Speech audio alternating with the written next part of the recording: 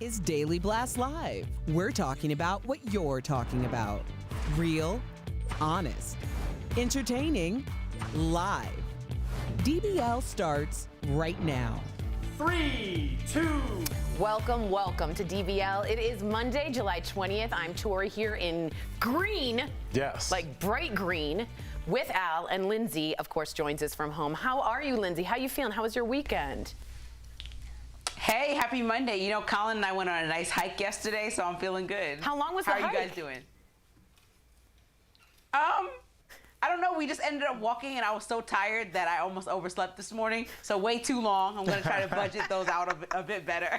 Way to be Colorado, Lindsay. Good for you. I know. Good for you. All right, let's get to the news. We do have to switch gears here and get you informed, of course, on the coronavirus. The numbers, guys, they just keep getting worse. More than 140,000 Americans have now died from the virus, according to Johns Hopkins University. So the Senate is debating a new stimulus package just as their $600 unemployment benefits are set to end. One of the things they're considering is lowering that to $200 a week. And check out this Kentucky couple who was placed under house arrest and forced to wear ankle monitors. The wife had reportedly refused to sign a self-quarantine order after testing positive. I'm all for freedom and rights, Al, but do you think these people need to be on ankle monitors? That they just simply refuse and are walking super spreaders or spreaders? This is where we are. Yeah, it's not about even how I feel, Tori, as much as I'd like to think it is. This is about everybody, and it's almost like parents that are like, look, I'm going to let you guys stay home this weekend.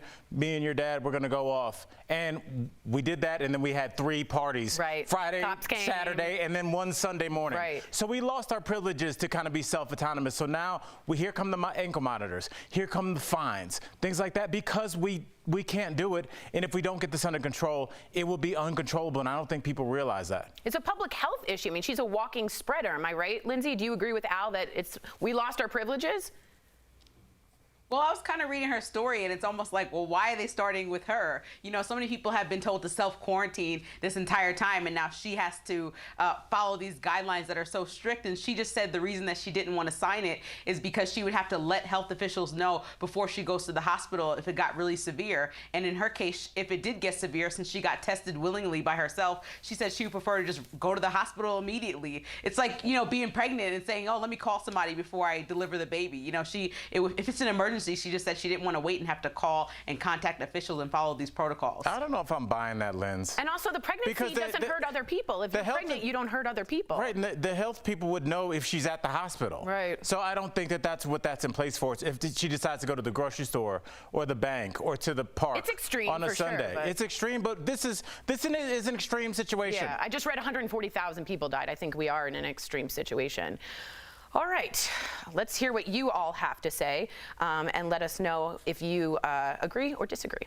Well, the city of Portland continues to be a hotbed of protests last night. Federal officers used tear gas on demonstrators. This comes after the Oregon Attorney General filed a civil rights lawsuit over federal officials detaining people and taking them away in unmarked vans. Here you see them taking them away. Meantime, some demonstrators are coming up with really creative ways to diffuse the tension, like this group of more than 30 mamas who stood shoulder to shoulder to protect protesters. Look at that. Yeah. Moms are here. Also, I'm sure you've seen this woman who's been dubbed Naked Athena. She showed up at protests very calm, very confident, wearing nothing but a face mask and a beanie. And just so you know, she's wearing something. She's wearing something. She's wearing courage. And the police did disperse when she just sat there and showed her body. What do you think about that, Lindsay? That's extreme. You know, we've seen a couple people protesting in their own ways. I really like the Wall of Moms, though. I think that they use themselves to say that they know that any police or any force out there thinks that they're nonviolent, so they shielded the protesters to know, like, whatever you think a traditional protester might look like, it's us also, and protect these people. So I love that. And, you know, everybody doesn't want to mess with somebody's mom. I totally agree with you. I do have to say, Al, this made me think when George Floyd called for his mama as he was dying, and someone had a sign later in the marches that said, when he called and summoned from his mama, all mamas were summoned. And I feel like there's a connection there that once it gets to the mothers, there's nothing that can stop them. What do you think? Right. I mean, no matter how much tactical gear, how many smoke bombs or tear gas grenades or whatever they've decided to use on U.S. citizens, it's all diffused when moms show up. And it just shows you that at the end of the day, we're all human beings, even though it appears that some of us want to act like soldiers in our U.S. streets. Speaking of soldiers, take a look at this very quick video from Portland. Take a look. This is a Navy veteran standing up, not doing anything. Look at this. 1, 2, 3. Spray. Nothing. Nothing. Double bird coming. Double bird coming. Totally understandable. Yes. All Just wanted to show you the strength that some protesters have. We did want to take a moment right now to honor civil rights icon and longtime Congressman, Mr. John Lewis. He died Friday night after a battle with pancreatic cancer. He was 80 years old. He had served in the House of Representatives since 1987 and devoted his life to racial injustice and equality. We'd like to share this quote of his. Do not get lost in the sea of despair. Be hopeful, be optimistic. Our struggle is not the struggle of a day, a week, a month, or a year. It is a struggle of a lifetime. Never ever be afraid to make some noise and get in good trouble, necessary trouble. May he rest. Linz, do you have anything to say about John Lewis? Not that I know him, Mr. Lewis, excuse me. Yeah, we lost the giant. I think he's has a life well lived. If we could even live up to half of what he's been able to accomplish and have that, you know, confidence to just walk forth what we believe in and fight for it to the end, I think that's somebody that we all can look up to and want to be just like. I signed a petition this weekend to rename the Edmund Pettus Bridge for John Lewis, and I really think other people, if they think that he should have that honor, then they should sign it as well. And Al, if you want to honor this man, you vote. He got his skull fractured. He was arrested 40 times because voting, his life was on the line. And so vote as if your life is on the line because it was for John Lewis. Al, what do you have to say? You know, somebody like John Lewis, he had an impact on me while he was still alive, and he will have it posthumously. He's passed away Friday. Has anybody figured out how much money he had in his account? How many followers he had? None of that stuff matters. His life is almost such a beacon of what we can be that it almost makes you want to turn away.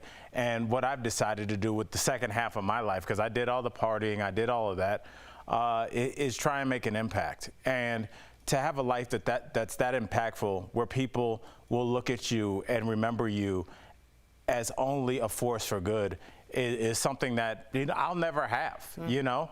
But I can at least try, and I hope everybody, including my kids, will do better than me and just live a life that means something, that has substance, rather than just a life of glitter and dust, and when you pass away, it passes away with you. Wow, beautifully said. He smiled in one of those mugshots. You know why? He said he smiled because he knew he was on the right side of history. That's right. He made some good trouble. Rest in peace, sir. Well, before we go to break, we've got this viral video you gotta see, because I wouldn't have believed it if I didn't see it. So here are some hikers in Mexico. They got a surprise of a lifetime when a very curious black bear approached them, stood up on its hind legs, sniffed the woman's hair, and then proceeded to pose for a selfie or two. The bear eventually took off. But talk about staying cool under pressure. Al, your eyes kind of got large. I'm just like, what kind of shampoo was she using when it scared a bear off? It's Garnier. I think it is Garnier. Yeah, I mean, listen, that's the scary thing. I mean, you know, you gotta, you know, when you're working out, you're worried about your hair smelling, but when it scares a black bear off, this is a very weird thing. Would you be able to stay calm? No, I don't know if I'd be hiking. I don't know. This is my thing with nature. Is it's all Wait, good you don't even know if until it's not. Okay, so you don't even know if you would be outside. No. Okay, so you're starting at the door. Yeah. Okay, Lindsay, you went on a hike. Would you be able to stay this calm, had a black bear come, and then taking a selfie? Would you have that state of mind? No. Honestly, I'm so scared of this, and that's why I like to just go on a treadmill rather than hike. And I talked to my boyfriend about this yesterday. I'm like, listen, if a bear comes, what should I do? And he's like, you just go the other way and I'll handle it. I'm like, no, but then I have to go home alone. I don't want to be without you. Like, I think about all these things, and so I don't want to ever encounter a bear. So I'll probably hike once a year, and that once was yesterday. I'm so proud of you. Mazel tov for the hike. I do have to say this. Brown bears, you're supposed to do something different than with black bears, and I'm always like, what if I get them confused? I think brown, you're supposed to run. Don't listen to me. Really? Be given Grizzlies, you play dead. But how do you know if it's a grizzly? I was actually telling my girl this weekend when I was in Costa Rica, my buddy and I did an ATV tour, and we kind of got to the top of this mountain. This is like unsanctioned. And this guy, we go, can we go up that path? And the guy goes, no, it's, how do you say, tigre? And my friend was like, tigers? Okay. So, yes, in other countries, it's not like there's no guardrails and orange cones. It's just like, oh, here's where bears are. So good luck with that. This is Tigerville. Yes. Good to know. All right, Lindsay, please stick around, because coming up on DBL, we got to talk about the Kanye West speech, right, in South Carolina, his first since announcing his run for president. But what does Kim think about all this? And as COVID cases skyrocket across the country, our coworkers are doing their part to stop the spread by working from home. We'll be right back.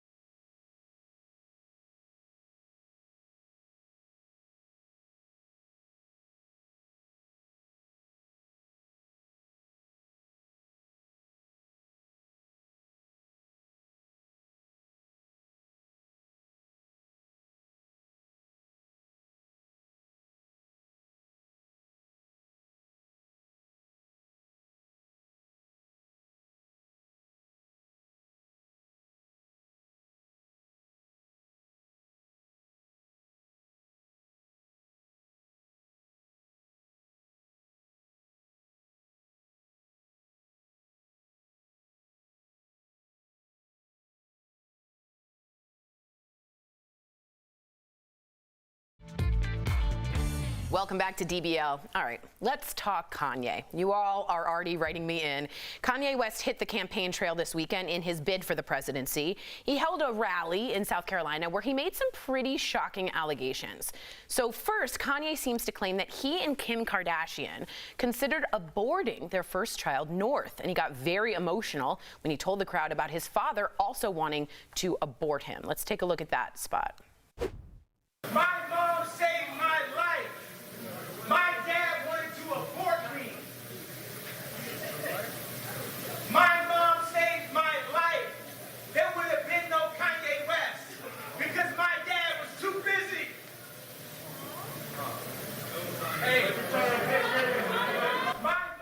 All right, Kanye also made some extremely controversial comments about Harriet Tubman, claiming she did not free the slaves but had them work for other white people. I have a lot to say about that, but I just want to get our first reaction, and mine was, Al, I'll just be honest with you, we're watching a man have a breakdown. He's going through, in my mind, I'm not a clinician, but in my opinion, some kind of bipolar episode, and I know the rumor is the Kardashians are worried about him. She's not tweeted anything about him, and if she supported him, you know she would have his back. Thoughts on this? I grew up very close to someone that had bipolar. Me too. And so this isn't shocking to me. This is par for the course for me. Again, I'm not a clinician, but I play one on TV. You do. And you know what? I can tell, looking at my Twitter feed yesterday, I didn't see the jokes. Yeah. I saw everybody on my timeline. I follow a lot of people saying this is a call for mental health, not even the word mental illness, because we've been trained not to use that. So I think a lot of people are knowing. Like universally, right? Yeah, that's why just you're not seeing the roasted and owned. Right. And how could he say that? Because there's more pity, maybe. It's pity. Wow. I'd love to hear what Lindsay says. Yeah, Lindsay, do you agree with us on that? Yeah, no, I thought that, and I was saying this from the beginning, I thought that maybe he was about to release an album or something, but we're seeing that he even has asked people in South Carolina and showed them locations where they can go to get him on the ballot. So he's pretty serious, and it's just frustrating because, like you guys said, it seems like he has tons of people around him that should be able to support and protect him, but we don't see where any of those people are, and how are they just allowing this to happen? I know he's a grown man, but it just seems like he needs help. He's calling out for help. He broke down crying. I mean, he had 2020 in his head. He's wearing a security vest. Like, everything from the first appearance to the comments about Harriet Tubman to saying everybody who has a baby should get $1 million. You know, it was just like erroneous commentary. And so, like you said, I don't see the jokes anywhere, and I hope that he gets the help and that his family and friends around him, if they call themselves that, will protect him and help him go through this. Yeah, and Linz, I think a lot of people feel like you. Like, you know, honestly, if you got to take it to the old school and just get two big cousins and drive somebody somewhere, I'm not advocating for violence, but I'm advocating to get somebody help by any means necessary. And the Kardashians aren't people that run away from that. Remember when Lamar Odom went to the Bunny Ranch and really almost died? They gathered around like a family and protected him, even though they weren't together, Khloe and Lamar at the time. So I don't see them running away from this. I do see them gathering together, but I bet you anything Kim won't tweet one thing about this presidential bid, because this is an embarrassment to her. Oh, beyond, yes. Yeah, all right. Well, switching gears here a little bit. Can you read my mind what I'm about to say? Well, mentalist Wayne Hoffman can. He's our mentalist. He's back. You said ventilist twice. Okay, he's blowing our minds like you wouldn't believe. Do not go away. I did.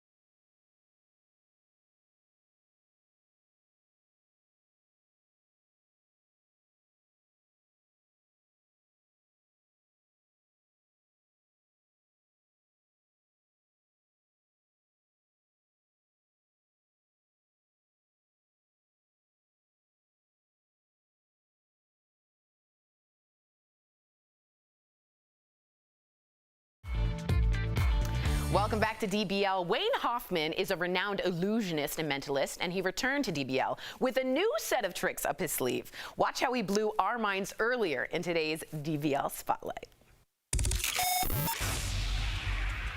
Mentalist and illusionist Wayne Hoffman, welcome back to DBL. You blew our minds the last time you stopped by. So earlier, nobody has touched this envelope. I drew a picture earlier. Did you feel yourself purse your lips a second ago? Yes. Do you know why you did No. that? Well, I'll show you. Open it up. We'll turn them around at the same time. Okay, I kind of want to see. Please, please, please, All right, please, all right. please, please, please. Yeah, right. Oh my God, I'm gonna start crying. How did you know that? I'm a little nervous asking this, but could we see some magic right now? You got something for us, Wayne? Oh, you went straight in. I'm ready to rock and roll. First of all, who wants to participate? I need one of you to help me out. Jeff does. I'll go for it. Yeah. All right, Jeff. So here's the concept. We have the beginning, the middle, and the end of the deck. Whichever one you choose, I'm going to pull some cards out from that area. So do you want to take some cards from the beginning, the middle, or the end? I'm never too far left or right, Wayne. I'm always down the middle. Yeah. Right in the middle. You got it. So we're going to just take a clump of cards out. That way you know it's totally fair. Now we're going to narrow it down to one card. Do you want the cards in hand A or do you want the cards in hand B? I want B. You got it. So we're going to continue to narrow it down. We have 1, 2, 3, 4, 5, 6, 7, 8, 9, 10, 11 cards. Name a number between 1 and 11. It's entirely up to you. All right, my son's first baseball game was last week, and he was number 2. Number so two, I'm gonna go number with 2. All right. So this is the second card in. Before we go any further, you only get one chance to change your mind. Keep it or change it. Oh, this is like deal or no deal. I gotta stick with my briefcase. I gotta stick with the briefcase. All right, that's your call. So now you could have selected any other card, but you went with the Jack of Spades. Now you could have picked any of the other cards, but you went with the Jack. Remember how I told you guys I called this my 621 trick? Yeah. Well, the reason I call it my 621 trick is because on June 21st, I made a Twitter post as a prediction of what card we're going to pick. Shut up. If you go on Twitter at Wayne Hoffman, you'll see I posted a photo and said, "Did you ever have a strange dream?" Get out of here. And I posted the Jack of Spades. Good. Timestamped. You guys can check it out. June 21st, I tweeted that. Now, beyond that, that's the visual illusions. We can try something else if you want to.